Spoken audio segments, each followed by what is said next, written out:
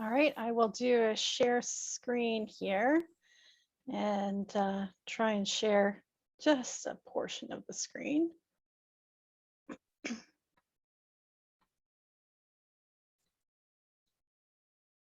And then we'll get right into this here. Just let me know if you're seeing the, how to be spiritual in after religious trauma. Is everyone able to see that? I get a thumbs up here. Awesome, perfect. All right, so let's dive right in. And I'd like to first tell you a little story. And the story sort of sounds like, in the beginning, it's kind of like a bad joke. So just bear with me. So there was a woman whose mother is Roman Catholic, and she was excommunicated because she decided to marry a Protestant who then became an atheist. As a baby, she was baptized in the Anglican church and attended a Presbyterian church as a child. She also briefly dabbled in Wicca during high school, but she fell in love with a Jehovah's Witness. She converted, got married, and she was just so convinced by the conviction of his faith and all of the answers that they presented to her. After a turbulent marriage and a number of years with domestic violence and being ignored by the elders and being actually accused of of being the person who was responsible for her husband's infidelity, many into infidelity, because she was not submissive enough, not submissive enough to her husband, not submissive enough to the elders, not submissive enough to God. And all she wanted to do was seek what was true, find something to believe in. So how does this experience shift over time? How does one get over something like that and look back into the divine? Well, it's by uncovering spirituality. So as you could probably guess, that story is mine. And that is what spurred me on for so many years. I have had a passion for learning about spirituality, mythology, religion. And I have a desire to be able to support people who have been traumatized by their faith experience. So how is spirituality different than religion? Well, let's get a definition here. And I loved putting definitions in here. I also had issues with being a person who did outside research because I love knowledge and I love being able to share knowledge. So what is spirituality? Spirituality is boundaryless dimensions of human experience. It involves a deeply personal and subjective experience. So basically what it's saying is spirituality comes from within. Okay? It is something that has no boundaries, something that is deeply personal. Right? Throughout human history, people have had a desire and a need to be able to believe in something beyond ourselves. It seems like it's an innate desire to be able to have that.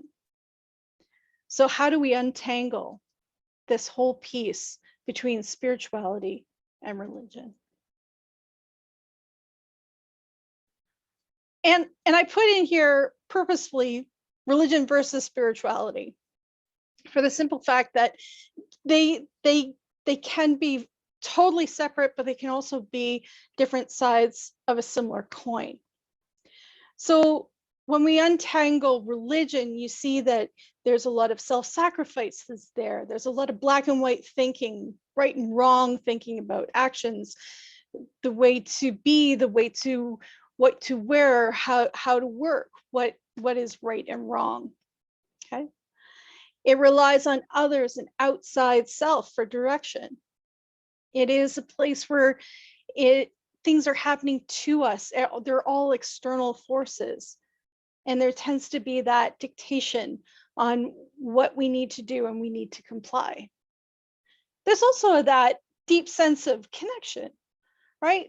That's why we get involved with religion. We might have been born into it, but it could be a thing that we also approach and come into by choice. And it's that fellowship, that connection, being with others who are of like mind. Spirituality is trusting your intuition. It's something that is more internal.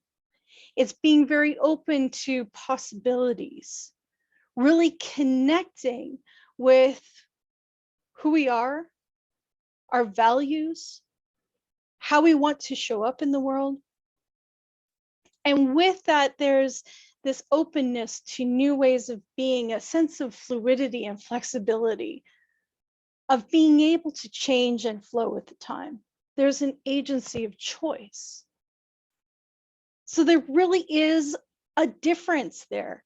And when you look at religion and spirituality, the feeling within religion can be a structure, which is very satisfying in a lot of ways. But with the spirituality, there's that agency of choice. It can be recognized in a lot of ways by joy and wonder and mystery. You can still have that within religion too, but it seems to have a more rigid and structured way of doing it, whereas the spirituality seems to be more free-flowing. Okay. So how do we incorporate this? I love Gay Hendricks. By the way, he writes some amazing books. And one of the sayings that he has in one of his books is, life is fullest when we are most true to ourselves. And when it comes to spirituality, this is very much an inside job, right? Really is rooted on connecting with our authentic self, because when we're able to do that, we're able to find and trust our intuition. And our intuition is that knowing, that inner knowing.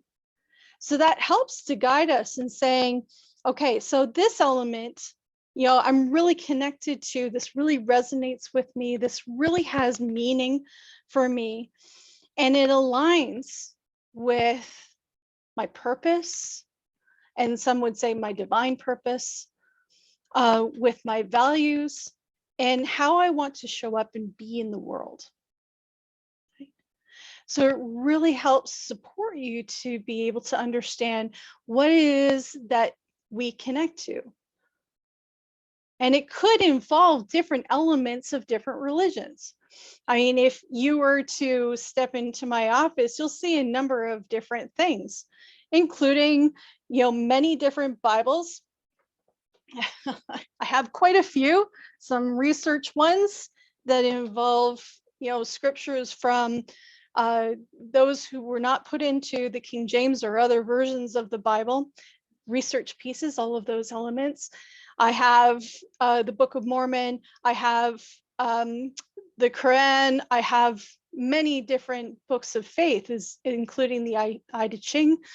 Many of those things, because they all have different elements and they have similarities and they have differences.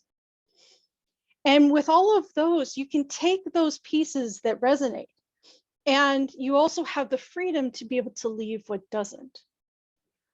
And this can change and be fluid over time. It will change and be fluid over time because you change over time. And that is also okay, right? So it's really testing and finding that alignment within yourself, whether it is still fitting or not. Now, in religion, of course, this is a thing that's like, no, it has to be these rules and you have to do the whole thing, or it's not the whole thing. It's not, you're not doing it right. But the piece with spirituality is that it is very much a flowing thing. It's very much a personal thing. And one person's spirituality is going to be totally different from the others because we are all unique.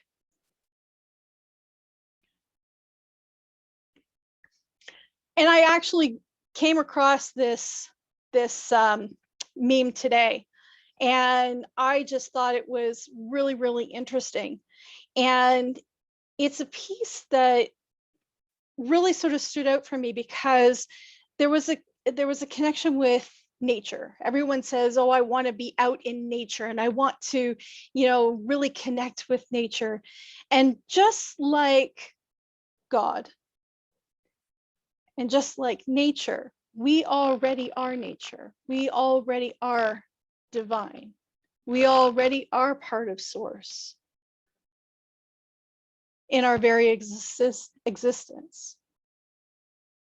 And that can be a challenge if there's been that structure and that resistance. But when someone who has been through trauma with their religion, when someone has been given no choice, when someone has been excommunicated, disfellowshipped, not able to connect with their community in that way, being able to have a choice, being able to know that the divine comes from within, and to be able to choose, to be able to trust, like a deeper trust themselves, trust others. There's something hugely empowering about that. So with that, I tried to keep it to the 15 minutes. Because I mean, I could probably talk for hours on this subject, but I wanted to give people a taste of this. And I do have a question that I would like to be able to ask you so that you can do the breakouts, and then we can do a question and answer afterwards and a discussion. And the question is, how can spirituality heal religious trauma?